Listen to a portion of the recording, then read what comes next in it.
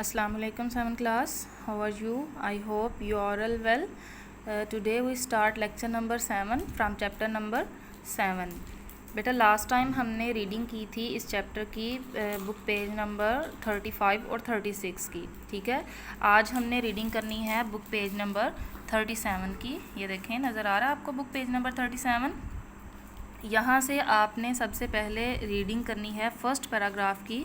First paragraph है air travel, ठीक है। ये देखें, साथ में आपको ये बुक पेज के साथ नज़र आ रहा है मीनिंग वाला पेज। तो आपने इसके मीनिंग बहुत अच्छे से लर्न करने हैं। जब आप मीनिंग को अच्छे से लर्न करेंगे तो आपके रीडिंग का कॉन्सेप्ट भी क्लियर हो जाएगा। जब आपका रीडिंग का कॉन्सेप्ट क्लियर होगा तो आप इजीली इसके क्वेश्चन आंसर्स और वर्कशीट लर्न कर सकेंगे, ठीक है। तो स्टार्ट करते हैं हम reading from the paragraph number 1 book page number 37। Air travel, ठीक है, मीन्स ऑफ ट्रांसपोर्टेशन और कम्युनिकेशन हम लोग पढ़ रहे हैं। तो एयर ट्रैवल जो है ये भी एक ट्रांसपोर्ट का ज़रिया है। This is very important for long distance travel. लंबे फासले का जो सफ़र है उसके लिए एयर ट्रैवल बहुत ही अहम है। आइदर इनसाइड अ कंट्री, चाहे एक मुल्क के अंदर, और टू अदर कंट्रीज़, या किसी दूसरे मुल्क में जाने के लिए या दूसरे ममालिक में जाने के लिए ये बहुत अहम है air travel. It is extremely quick and convenient. ये बहुत ही तेज़ और आसान, ठीक है, तरीका है। One can travel from Islamabad to London, कि अगर एक आदमी या कोई भी जो शख्स है वो सफ़र करना चाहता है इस्लामाबाद से लंदन का, विदाउट स्टॉपिंग, बग़ैर कोई स्टे किए, इन 7 आवर्स, 7 घंटों में।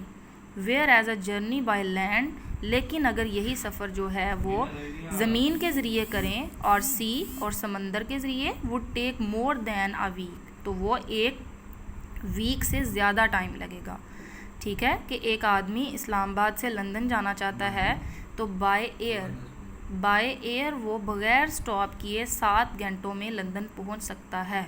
जबकि अगर वो बाय लैंड या बाय सी ये सफ़र करना चाहे तो उसके लिए उसको तकरीबन 1 वीक से ज़्यादा दिन चाहिए होंगे। Is that clear? For cargo, air travel is very important for carrying mail goods of high value such as jewellery and urgent medical supplies.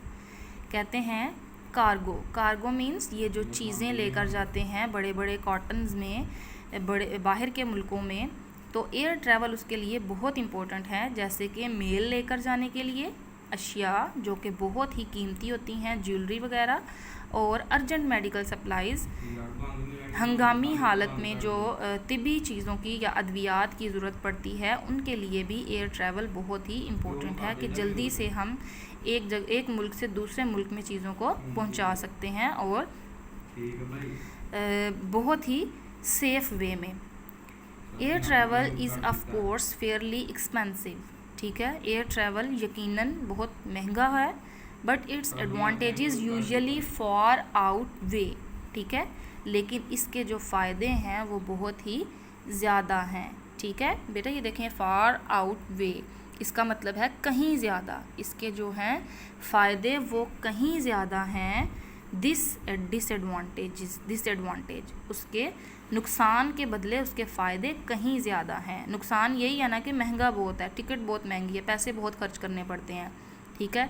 तो इस नुकसान के सामने इसके फ़ायदे जो हैं वो कहीं ज़्यादा हैं। Is that clear 7th class?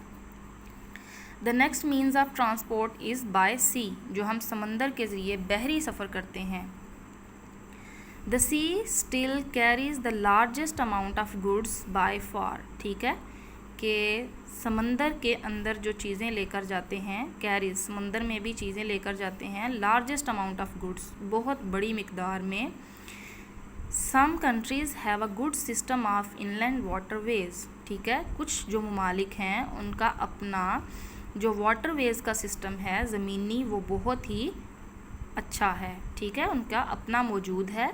Such as the Nile and the Tigris and the Euphrates which carry smaller boats right into the heart of the country, के ये देखें जिस तरह से नाइल, टाइग्रिस और यूफ्रेट्स हैं विच कैरी स्मॉलर बोट्स, जो कि छोटी छोटी कश्तियों के ज़रिए कैरी करते हैं चीज़ों को, into the heart of the country, ठीक है, मुल्क के अंदर।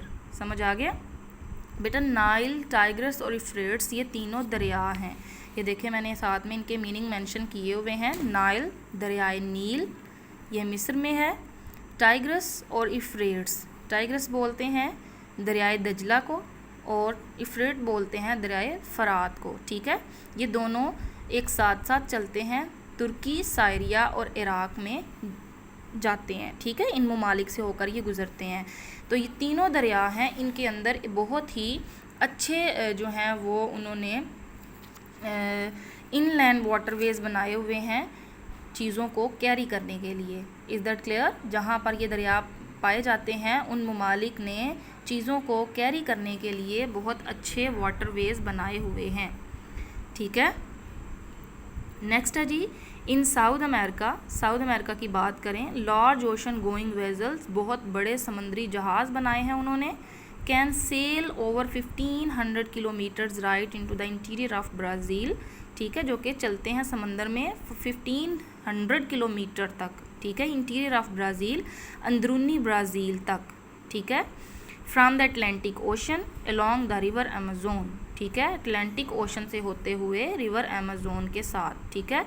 रिवर अमेज़ोन बेटा साउथ अमेरिका का सबसे बड़ा दरिया है और अटलांटिक ओशन उसका दूसरा बड़ा दरिया है, ठीक है। ये देखिए मैंने आपको मीनिंग साथ में लिख के दिखाए हुए हैं। River Amazon means largest river of South America and Atlantic Ocean second largest river of South America. Is that clear? Next है हमारे पास, two types of ships are most important commercially today. तिजारती तौर पर अगर हम आज के दौर में देखें तो दो टाइप के शिप जो हैं, बहरी जहाज़ जो हैं वो बहुत इंपॉर्टेंट हैं। First of all oil tanker and the second is container ship, ठीक है। नेक्स्ट हम one by one oil tanker और कंटेनर शिप की रीडिंग कर लेते हैं। What is an oil tanker? The oil tanker is really a gigantic floating tank. एक जो ऑयल टैंकर है वो एक बहुत बड़ा द्योकामत फ्लोटिंग टैंक है, तैरता हुआ टैंक है। फ्लोटिंग का क्या मतलब है? तैरता हुआ। जाइगेंटिक का मतलब है बेटा द्योकामत, द्योहेकल, बुलंदोबाला, बहुत बड़े बड़े।